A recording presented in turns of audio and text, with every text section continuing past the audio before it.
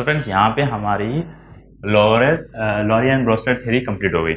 But अभी हम लोग को पता है कि अगर जैसे पहले आर्हेनियस थ्योरी थी, आर्हेनियस थ्योरी के अंदर कुछ कमियां थी और कुछ चीजें थी जो उस थ्योरी को पूरी तरह कंप्लीट नहीं कर रही थी। यानी हमारे जो भी कंसेप्ट है, हमारा जो भी थॉट है, जो भी हमारे सामने सब्सटेंस है, उन सबके ऊपर अप्लाई नहीं हो रही थी।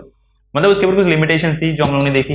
तो वैसे ही अगर समझो, एक एग्जांपल मैं आपको देता हूं, अगर आप एक नया फोन ले रहे हो, जैसे समझ लो आपने आईफोन लिया है, उसके बाद में एक नया आईफोन आ जाता है, नया एडवांस वर्जन, तो उसमें कैसे होता है, एंड्रॉइड फीचर अलग रहेंगे, उसके जो मतलब इंटरनल फीचर्स आपको अलग अलग मिलेंगे, राइट। तो वैसे ही क्या होता है, ये थ्योरी जो आई है, जो चीजें उस थ्योरी में नहीं थी इस थ्योरी के अंदर आ गई है। तो यहाँ पे हमें दो चीजें देखने को मिलेगी इस थ्योरी के बाद में। एक तो ये थ्योरी जो लॉरी एंड ब्रोस्टेड थ्योरी है, इसके अंदर हम लोग क्या, एक तो हम लोग को एडवांटेजेस दिख जाएंगे। एडवांटेजेस वो होंगे जो आर्हेनियस नहीं बता पाया था, लेकिन ये थ्योरी ने बता दिया, ठीक है। लेकिन और लिमिटेशंस भी होंगी, लिमिटेशंस वो जो ये नहीं बता पाएगी। इसलिए तो हमारे पास थर्ड थ्योरी भी है, लुईस थ्योरी, इसलिए हमें पढ़नी पड़ेगी, क्योंकि इन लोगों ने थोड़ी थोड़ी इंफॉर्मेशन ही दी। तो लॉरेंस एंड ब्रोस्टेड थ्योरी के अंदर क्या हुआ, एडवांटेजेस क्या क्या हमें मिले, it was more broader then Arrhenius theory. Definitely ये ज्यादा ब्रॉड में था, क्योंकि इसके अंदर हमें क्या मिल गया था, कॉन्जुगेटेड एसिड और बेसिस कौन कौन से होते हैं वो हमें समझ में आ गए थे, कि भाई तुमने अगर एक कंपाउंड लिया है तो उसका कॉन्जुगेट एसिड कौन सा होने वाला है या कॉन्जुगेट बेस कौन सा होने वाला है, ये चीज हमें इसके अंदर समझ में आ गई थी, राइट। तो उसके बाद में एक चीज ध्यान में रखिएगा फ्रेंड, कि कॉन्जुगेटेड बेसिस हम लोग को जब भी मिलता है तो उसमें कुछ ना कुछ एम्फोटेरिक जो हमारा था, वाटर या फिर कोई भी सब्सटेंस इन्वॉल्व रहता है। तो ये ब्रॉड कंसेप्ट में हमें ये समझ में आ गया था कि आर्हेनियस थ्योरी को ब्रॉड कंसेप्ट ने इसमें एक्सप्लेन हो गया था। It explain the acid and bases behaviour in non aqueous medium. इसके हिसाब से एसिड और जो ये थ्योरी थी, ये स्पेसिफिक सिर्फ और सिर्फ एक्वियस के ऊपर अवेलेबल नहीं, मतलब ऐसा नहीं था कि सिर्फ आप वाटर के अंदर आप करोगे तो ही आपको ये थ्योरी समझ में आएगी, तभी आपको समझ में आएगा कि मतलब एसिड कौन सा है या बेस कौन सा है, ऐसा स्पेसिफाई नहीं था। क्योंकि उनके हिसाब से, इनके हिसाब से एसिड कौन सा था, जो भी सब्सटेंस की टेंडेंसी होगी इलेक्ट्रॉन को अगर वो टेंडेंसी होगी डोनेट करने की, अगर वो कोई भी सब्सटेंस, जो भी प्रोटॉन H+ जो भी डोनेट कर रहा था, तो वो कौन सा हो रहा था, हमारा एसिड हो रहा था, राइट। और जो एक्सेप्ट कर रहा था वो कौन हो रहा था, बेस, करेक्ट। सो इस तरीके से वो उसके अंदर उन्होंने ऐसा कुछ नहीं बोला था कि एसिड मीडियम के अंदर या एक्वियस सॉल्यूशन के अंदर उसकी टेंडेंसी रहेगी डोनेट करने की या एक्सेप्ट करने की, ऐसा उसने कुछ नहीं बोला था। तो इसके लिए ये जो था, ये सिर्फ ये उसने नॉन एक्वियस मीडियम के लिए भी यही थ्योरी बताई थी, ठीक है। तो ये एक एडवांटेज हो गया, यानी एक तो ये हो गया कि ब्रॉड में उसने एक्सप्लेन कर दिया था। दूसरा, उसने ये बता दिया था कि भाई नॉन एक्वियस मीडियम के अंदर भी ये थ्योरी एप्लीकेबल है। तीसरी चीज ये थी कि that it includes many more substances other than acid and bases. उसने और भी काफी सब्सटेंसेस के बारे में ये चीज बता दी थी, जो एसिड और बेस के अलावा भी बहुत कुछ बताते थे। जैसे हमें वाटर के बारे में उसने काफी अच्छे से एक्सप्लेन किया था कि जो हमारा एक्वियस मीडियम होता है वो एम्फोटेरिक इन नेचर रहता है, वो एसिड की तरह भी काम कर सकता है, बेस की तरह भी काम कर सकता है। इसके लिए ये थ्योरी के अंदर काफी ये जो है ना, तीनों एडवांटेजेस हम लोग को मिल रहे थे, जो हम लोग को इसकी पहली जो आर्हेनियस थ्योरी देखी थी उसके अंदर ये सारी चीजें नहीं थी। उनके पास इतना ये सारे एडवांटेजेस हमें नहीं मिले थे। तो एडवांटेजेस इन सेंस हम लोग क्या बोल सकते हैं कि एडवांस, उससे ज्यादा बेटर कैसे है, ये आर्हेनियस थ्योरी से ज्यादा बेटर ये थ्योरी क्यों है, तो ये इन तीनों चीजों की वजह से ये ज्यादा बेटर थी। उसके बाद में हम लिमिटेशंस पे आ जाते हैं। देखो, कोई भी चीज होती है ना, हमारी हमेशा क्यूरियोसिटी बढ़ती है। जब भी कोई भी नई चीज आती है, हम सोचते हैं अरे इसके अंदर तो ये चीज है, अगर इसके अंदर ये चीज और रहती तो। अगर आपने अगर आपने 2 व्हीलर है आपके पास, तो आप क्या सोचते हैं, हमारे पास 4 व्हीलर होनी चाहिए। तो क्या होता है ना, एक चीज हमारे हमेशा दिमाग में ज्यादा होता है। तो सेम साथ में इनके साथ में भी ये हुआ, जब इन्होंने अपनी कॉन्फ्रेंस अरेंज की, लोगों को कलेक्ट करके अपनी रिसर्च के बारे में बताया, तो क्वेश्चन फिर से उठे कि भाई अगर आपने ये सब बता दिया है, लेकिन आपका जितना भी आपने जो भी एक्सप्लेन किया है वो हाइड्रोजन के प्रेजेंस में किया है ना।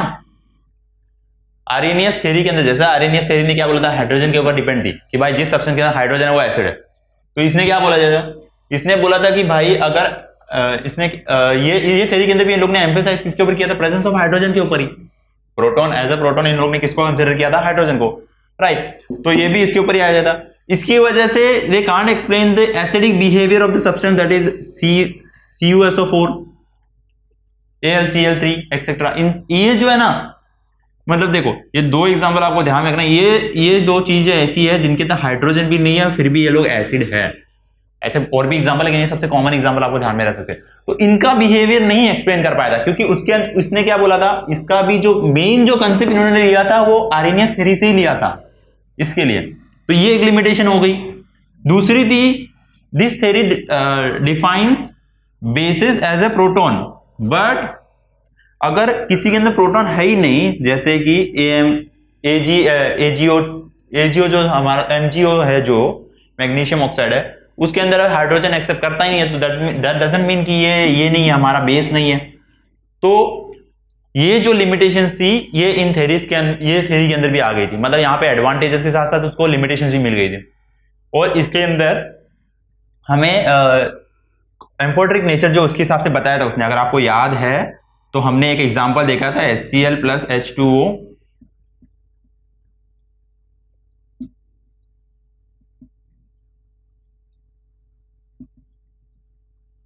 ये हमारा एग्जांपल था।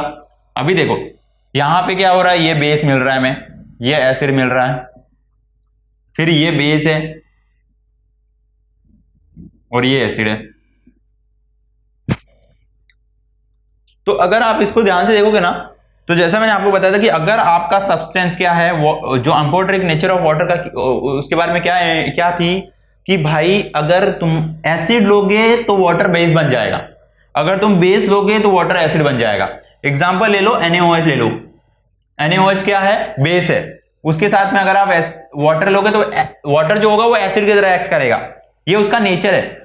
जो सब्सटेंस दोनों तरह से एक्ट कर सकता है, वाटर की तरह भी एक्ट कर सकता है, जो एसिड की तरह भी एक्ट कर सकता है और बेस की तरफ भी एक्ट कर सकता है, उनको बोला जाता है एम्फोटेरिक इन नेचर। एम्फोटेरिक मतलब दोनों की तरह बिहेव कर सके, डिपेंडिंग अपॉन सामने वाला कैसा है।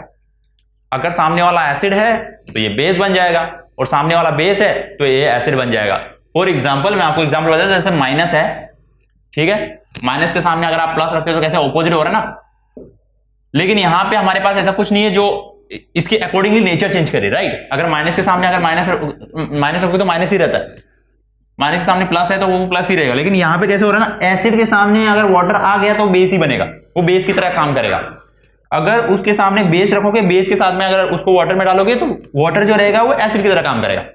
एकदम सिंपली समझ लो कि वाटर जो है उसके अंदर दोनों कैपेसिटी है, वो एसिड भी है और बेस भी है। डिपेंड करेगा कि सामने जो प्रेजेंट है वो क्या है। अगर यहां पे बेस, अभी जैसे NaOH अगर हम लोग बेस यूज कर रहे हैं ना, तो देखो यहां पे हमें क्या मिलता है,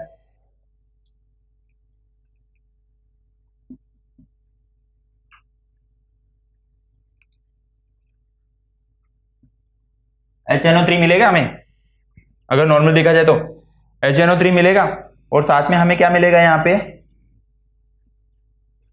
H+ आयन मिलेगा, करेक्ट है। तो इस तरीके से ये एसिड की तरह भी काम करेगा और बेस की तरह भी काम करेगा। तो ये देखो यहाँ पे ये जो है ना, ये हमें कॉन्जुगेटिव एसिड मिला है, ये कॉन्जुगेटिव बेस हो गया। अभी अगर नॉर्मली अगर हम लोग देखें तो इनको बोला जाता है कॉन्जुगेट एसिड, कॉन्जुगेट बेस। अभी यहाँ पे वाटर कंसिडर करो, ठीक है, इसका कॉन्जुगेट एसिड क्या हुआ, H3O हो गया, और कॉन्जुगेट बेस क्या बनेगा इसका, ये हमारा कॉन्जुगेट बेस क्या हो गया, Cl-। एक और एग्जांपल मैं आपको बता देता हूं, एक चीज और एकदम इंपॉर्टेंट चीज जो ट्रिक बता रहा हूं, जिससे आपको हमेशा याद रहेगा कि एसिड कौन सा है, बेस कौन सा है। आपने रिएक्शन तो कर दिया, लेकिन बहुत बार हम भूल जाते हैं कि एसिड कौन सा था और बेस कौन सा है। देखो इतना ध्यान में रखो, जिसके ओर माइनस चार्ज आ रहा है वो हमेशा बेस रहेगा। 90% जितने भी बेस है उनको माइनस चार्ज आता है, आप बेस पकड़ सकते हो। और ये जो चीज ट्रिक बता रहा है 90% एकदम परफेक्ट सक्सेसफुल है। कुछ एक्सेप्शंस आपको मिलेंगे, बाकी सब जगह पे जहां पे माइनस चार्ज आएगा वहां पे वो आपको बेस कंसीडर कर लेना है, प्लस चार्ज आ रहा है एसिड कंसीडर कर लो। बस इतना ध्यान में रखो कि, और इतना ध्यान में रखना कि जो चीजें यहां पे आपको एसिड मिल रही है उसका जो बेस मिल रहा है ना, वो आपको ध्यान में रखना कि इसका कॉन्जुगेट अगर HCl कंसीडर कर रहे हो तो आपको ध्यान में आ जाना चाहिए कि उसका एसिड कौन सा रहेगा, उसका बेस कॉन्जुगेट कौन सा रहेगा, Cl। इस तरीके से आपको ध्यान में रखना है। तो ये थियरी यहाँ पे कंप्लीट हो जाती है, जहाँ पे हमें एसिड और बेस मिल जाता है। मैं आपको और एग्जांपल दूंगा, जहाँ पे कभी कभी एग्जाम में पूछा जाता है कुछ कंपाउंड्स है उनके एसिड और बेस कॉन्जुगेट पूछे जाते हैं, तो वो एक बार देख लेते हैं हम लोग।